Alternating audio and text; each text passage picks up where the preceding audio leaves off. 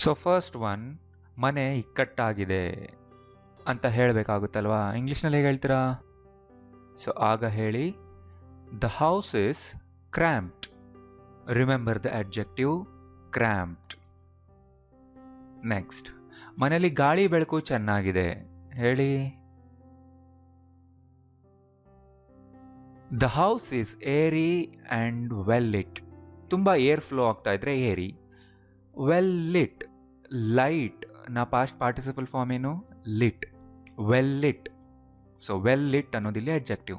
The house is airy and well lit. ಅಡುಗೆ ಮನೆ ಉಸಿರು ಕಟ್ಟುವಂತಿದೆ. ದ ಕಿಚನ್ ಈಸ್ ಸ್ಟಫಿ ಅಂತ ಹೇಳಿ. The kitchen is stuffy. Next, ಗೋಡೆಗಳು ತೇವವಾಗಿದೆ.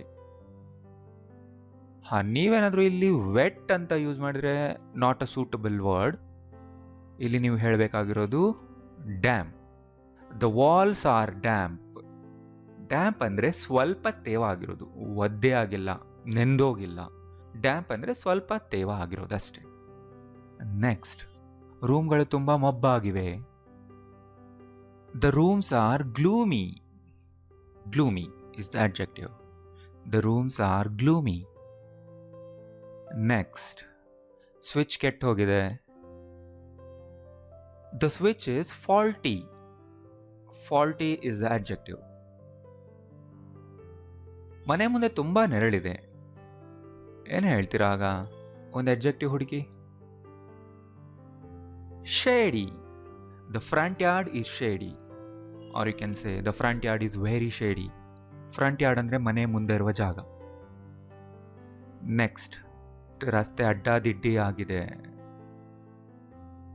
The street is awkward.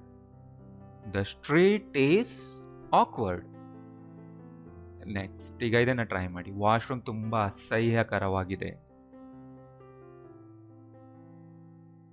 The washroom is disgusting. Disgusting is the adjective. Next, ಚರಂಡಿ pipe ಕಟ್ಟಿಕೊಂಡಿದೆ. The sewage pipe is clogged. The sewage pipe is clogged. Next, ಇದನ್ನು try ಮಾಡಿ.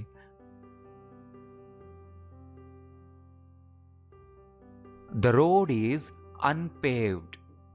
The road is unpaved. Unpaved ಅಂದರೆ ಇನ್ನು ಡಾಂಬರ್ ಹಾಕಿಲ್ಲ, ಕಚ್ಚಾ road ಅಂತ ಹೇಳ್ಬೋದು.